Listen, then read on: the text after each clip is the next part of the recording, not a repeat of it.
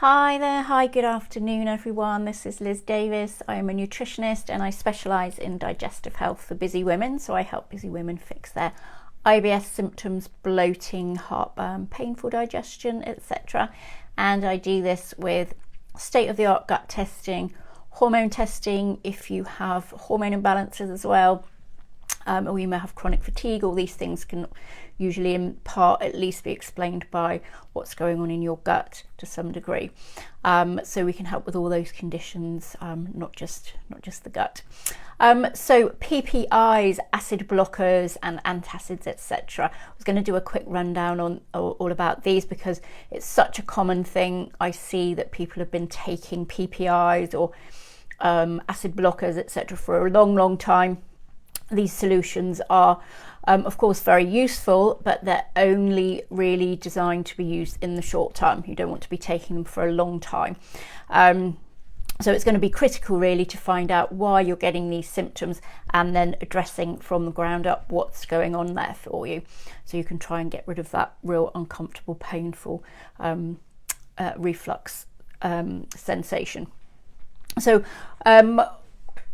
it's kind of a bit of a contradictory situation because it can feel like there's too much acid being produced by the stomach, but it's often really down to low stomach acid that these symptoms can come about, which seems weird.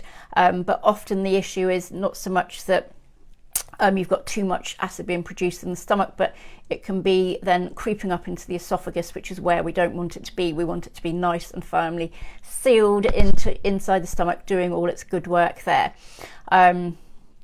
So if you start to suppress the acid in your stomach, sometimes your stomach can then react by trying to bring the acid levels back up again. So this can sometimes make the issue worse for you.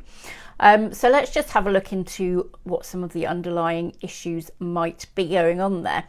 Well, if you kind of think about that, it's the issue normally with the lower esophageal sphincter, which needs to stay nice and tight. If the stomach starts to push up into that, then it can be pushing acid up into your esophagus as well. So we need to figure out why that's happening. It can be down to bloating further down the digestive system, which is causing it. So if you have SIBO or dysbiosis or something like that, that can cause bloating and then cause pressure. It could be your meals are too large and that's causing it. It can be you may have a hiatal hernia or something like that. So there can be all sorts of reasons. Eating foods that don't agree with you. They could be, you could, for example, be eating too much carbohydrate food. You could probably tolerate a lot of carbohydrate food maybe 20 years ago, but maybe now you don't need all those carbs, so they can be causing problems for you. It can be alcohol, it can be coffee. There can be a whole host of reasons why you may be getting these symptoms. So that's why it's important to try and find out exactly what's going on for you.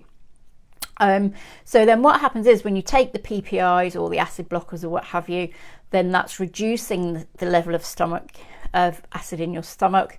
Your proteins, etc., are not going to be broken down effectively. So you're going to get big protein particles going through your digestive system and then causing potentially more problems further on down your digestive system, such as bloating and so on, as those all sort of start to ferment.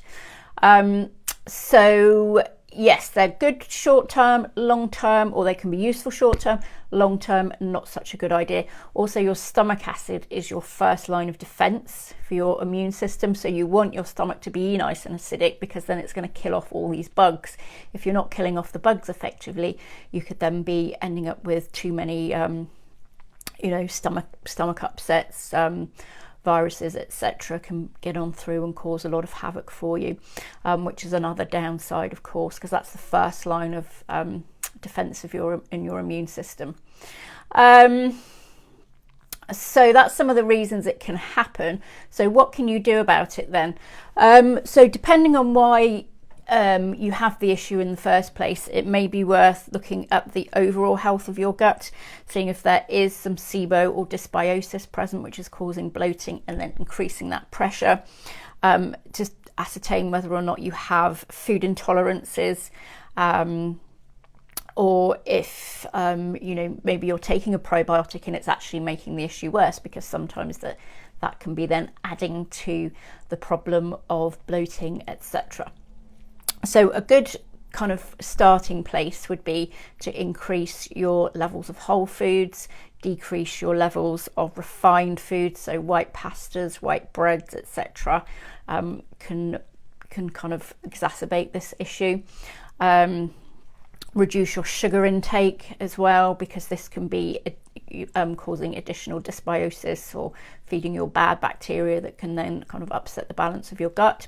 And eating probiotic rich foods. But as I say, probiotic foods generally are very well tolerated. If you've got any kind of imbalance like dysbiosis or what have you, or SIBO, they can sometimes make the issue worse for you to start with. Okay, so that's a quick rundown for you on PPIs, acid blockers, antacids, etc. And a few reasons to consider of why you may be getting these kind of reflux symptoms in the first place. Okay, I hope you found that useful. Do like and share if you did. And if you would like to speak to me, there's a link below in the comments to book into my diary for a free 30-minute chat so we can talk about supplements, not supplements, but testing you to find out what exactly is going on, etc. And there's a link to download some recipes there as well, gut healing recipes. Okay, I shall see you next time. Bye.